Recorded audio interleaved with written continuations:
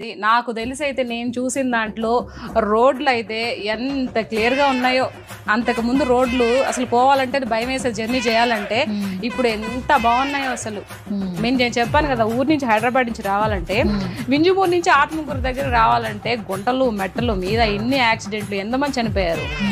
ఇప్పుడు ఎలా ఉంది తెలుసా, పాలు పోసి పాలు ఎత్తుకోవచ్చు, అలా ఉన్నాయి రోడ్లు. అంత నీట్ గా ఉన్నాయి, చాలా బాగున్నాయి.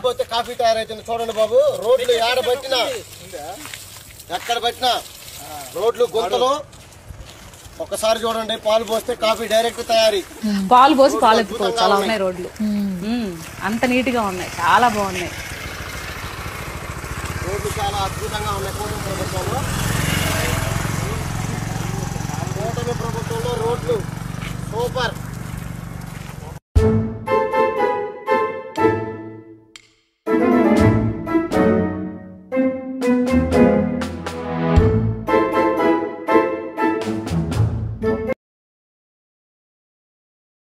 అంతేకాదు పవన్ అన్న నాయకత్వంలో సుమారుగా 2000 కోట్ల రూపాయలు ఖర్చు పెట్టి గుంటలంతా కూడా మనం పూడ్చడం జరిగింది.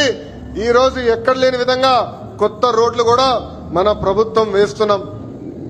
ఈ రోజు నేను గర్వంగా చెప్పగలుగుతున్నా, ఎక్కడ పాట్ హోల్ ఫ్రీ రోడ్ ఇవ్వాలని చాలా స్పష్టంగా ఆదేశాలు ఇచ్చి ఇక్కడ 6 కోట్లు ఇచ్చి ఆగా మేఘాల పైన 80-90% పూర్తి చేసేసాం. అంటే 5 ఏళ్లు మీరు ఎంత అవస్థపడ్డారో ఒక్కసారి ఆలోచించండి. 7 నెలల్లో మీరు ఎంపుకున్న మీ ప్రభుత్వం ఏం చేసిందో ఇది ఒక్క ఉదాహరణ. చాలా అవునా కాదా అని మిమ్మల్ని అడుగుతాం.